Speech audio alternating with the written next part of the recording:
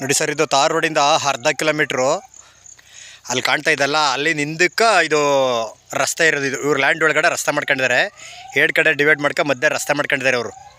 ಏನಾರ ತರಕಾರಿ ಬೆಳೆದ್ರ, ಏನಾರ ಫಸಲು ಬೆಳೆದ್ರ ರೋಡ್ ಇರಲಿ ಅಂತ ಅಂದ್ಬಿಟ್ಟು ಈ ಕಡೆ 8 ಗಂಟೆ ಬರಬೇಕು ಅಂದ್ಬಿಟ್ಟು ಮಧ್ಯೆ ರಸ್ತೆ ಮಾಡ್ಕೊಂಡಿದ್ದಾರೆ.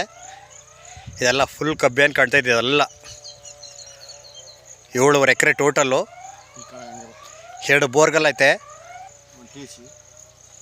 ಒಂದು 25 ಕೆವಿ ಟಿ ಸಿ ಐತೆ. ನೋಡಿ, ಅಡ್ಕೆ ಗಿಡನ ಸೇರ್ತದೆ 1.25 ಎಕರೆ ಈ ಸೈಡಲ್ಲಿ.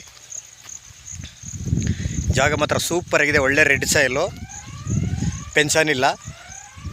ಎಲ್ಲ ಸುತ್ತ ತೋಟಗಳು, ಹೊರಗಡೆ ಹೊರವು ರೈತರುಗಳವು. ವಾಟ್ರ್ ಬೆಟ್ ಅಂತೂ ತುಂಬ ಚೆನ್ನಾಗಿದೆ. ನೋಡಿ, ಇದು 25 ಕೆವಿ ಟಿ ಸಿ ಇಡ್ಸ್ಕೊಂಡಿದ್ದಾರೆ. ನೋಡಿ, ಎಲ್ಲ ಫುಲ್ ಕಬ್ಬಿದೆ.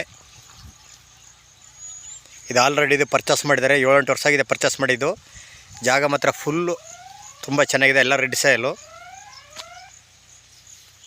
7.5 ಎಕರೆ ಬಂದಿರುವಂಥ ಜಾಗ.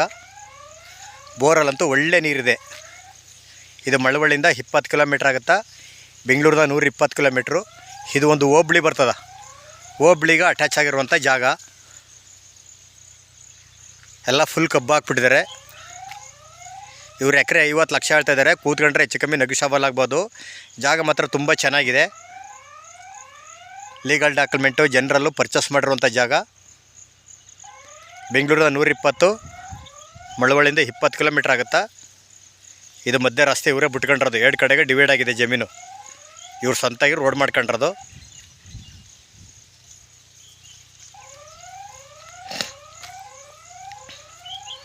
ಜಾಗ ಮಾತ್ರ ಭಾಳ ಸ್ಕ್ವೇರ್ಗಿದೆ. ಎಲ್ಲ ಫುಲ್ ರೆಡ್ ಸಾಯಿಲು.